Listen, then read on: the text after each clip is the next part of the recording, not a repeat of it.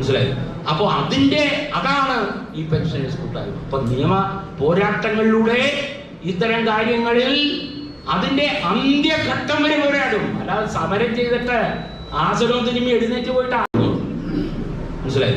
അപ്പോൾ അതാണ് ഈ പെൻഷനേഴ്സ് കൂട്ടായ്മ. അപ്പൊ നിയമ പോരാട്ടങ്ങളിലൂടെ ഇത്തരം കാര്യങ്ങളിൽ അതിന്റെ അന്ത്യഘട്ടം വരെ പോരാടും. അല്ലാതെ സമരം ചെയ്തിട്ട് ആസനവും തിരുമ്മി എഴുന്നേറ്റ് പോയിട്ട് ആ വഴി പോകാത്ത സംഘടനയല്ല.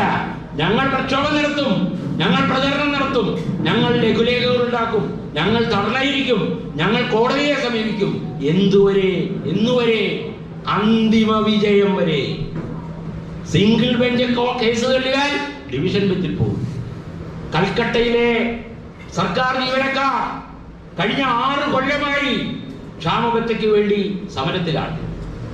ഹൈക്കോടതിയുടെ സിംഗിൾ ബെഞ്ച്, ഹൈക്കോടതിയുടെ ഡിവിഷൻ ബെഞ്ച് ഒക്കെ അനുകൂലമായി വിധി പ്രഖ്യാപിച്ചിട്ടും സർക്കാർ കൊടുക്കുന്നില്ല. സർക്കാർ എന്ത് ചെയ്തു? SLP special leave petition supreme കോടതിയിൽ പോയി. സുപ്രീം കോടതി എന്ത് പറഞ്ഞു? 6 ആഴ്ചക്കകം 25% കുടിശ്ശിക കൊടുക്കാൻ. അപ്പോ നമ്മൾ പോരാടേണ്ടി വരും. എന്നുവരെ? അന്തിമ വിജയം വരെ.